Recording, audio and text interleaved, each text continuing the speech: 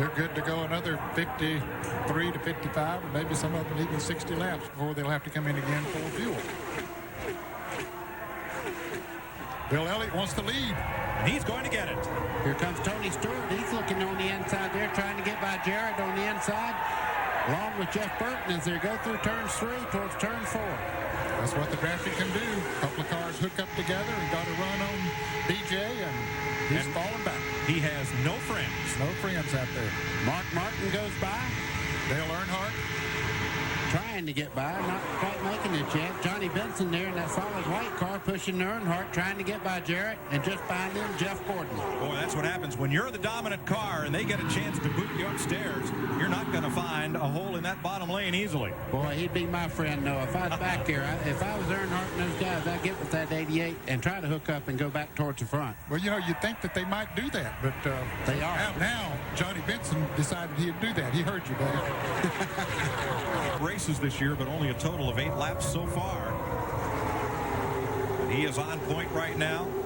He had a bullet here in Daytona, but they built this car, proclaimed it better than the car that he ran up front with most of the day at Daytona.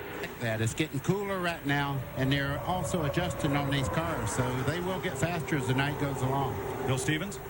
Mike, during that last pit stop, Mike Ford, the crew chief for Bill Elliott, had a little chat with Frank Starr, the crew chief for Jeff Burton, and they decided they would run together, try to track down Ward Burton. The irony here is that back in February in the Daytona 500, those two guys finished second and third. They've done this before.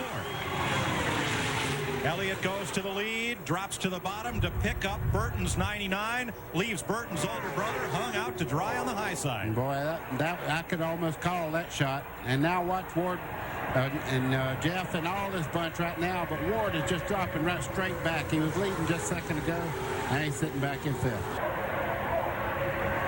Jeff Burton making the inside move on the 26 car there for Spencer down the back straightaway. And Earnhardt comes with him. Benson drops to the inside to pick up Rusty Wallace.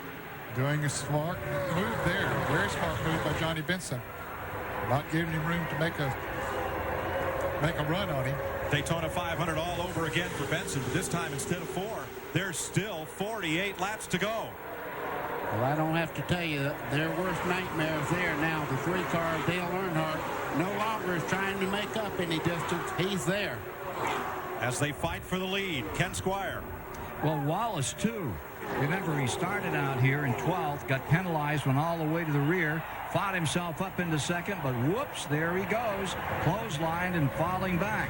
The Hornet has been somewhat detuned out there with that Sting for the moment. Let's go to Ralph. Kevin Hamlin is the crew chief for Dale Earnhardt. Oh, trouble! In the wall is Elliott, hard. Bill Elliott hard as they went 3 wide. Ricky Rudd, I think, collects, or check that, Stacy Compton collects him, and Elliott's car, one of the fastest 3 here, is demolished. Johnny Benson brings it back to the line. Stacy Compton was the car that collected Elliott after it was nearly over, and Compton's race is. Elliott trying to become only the 3rd owner driver to win this race. Jack Smith in 1960, Richard Petty in 75 and 77, and Elliott not tonight. I believe Sterling Marlin was involved in it as well. He came by here very slowly. Compton will not make it back to the garage. He's getting out of his car. And here's Elliott coming out. That's good news. He's okay. Thank goodness. Waving to the fans. They got 3 wide underneath him, Ned, and I think there was a little casual contact that somehow got up into Bill and got him to the wall. Well, you have to know that at that far end of the back straightaway there has to be contact for you to turn around like that. I mean, he was going in a straight line and all of a sudden right up to the wall. He well could have been standing in victory lane instead of at the track apron. He's going to let you know who it is. Yeah, he's not happy. He is not happy. We'll know in a moment who it was before we even see the replay. Looks like he's pointed towards Mike Skinner. Not sure about that, but that was a car that looked like that his finger was pointing towards. And Bill jumps into the ambulance for the mandatory ride to the care center. Figure out what happened on the back straightaway on lap 114. There's Bill Elliott. He gets hit from behind by Mike Skinner, turned him right up into the wall. You can see everybody back there hoping he does not come back down the racetrack. And here's another look. He's already up there. And there comes Compton. Knocks the right front into him. And this is Marlin. May have just been abrading the racetrack, sliding back up. That's a 31-degree ramp, and even the best SUV can't make that one without damage.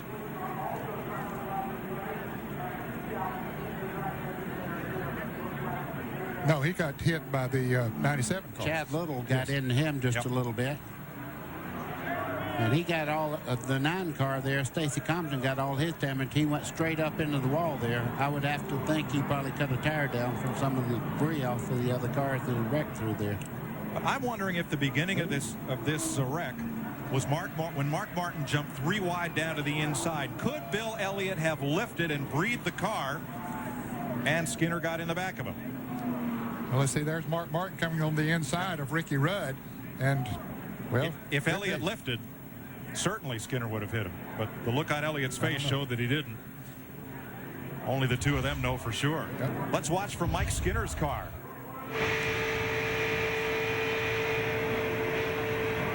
He did back out of the throttle. You could hear him ease up there, and they just got together going down in turn 3. From Bobby Labonte. boy, he sees that car go out there and says, man, I got through there. Jeff Gordon.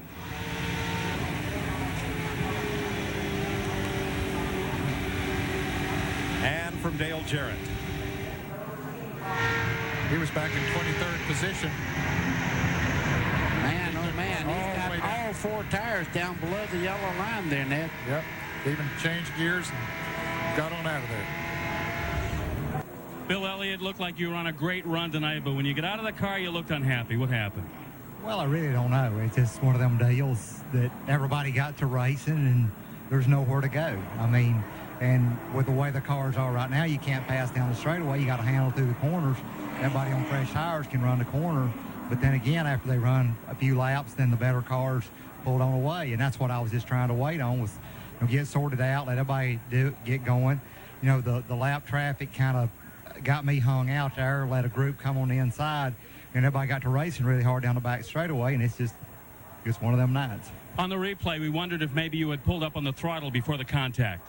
Well, I rolled. Mark was in the grass, and I was trying to give Mark a little bit of a break, but then nobody will give you a break. I guess that's racing. 1988 and 91 winner is out. Terrell Shaheen.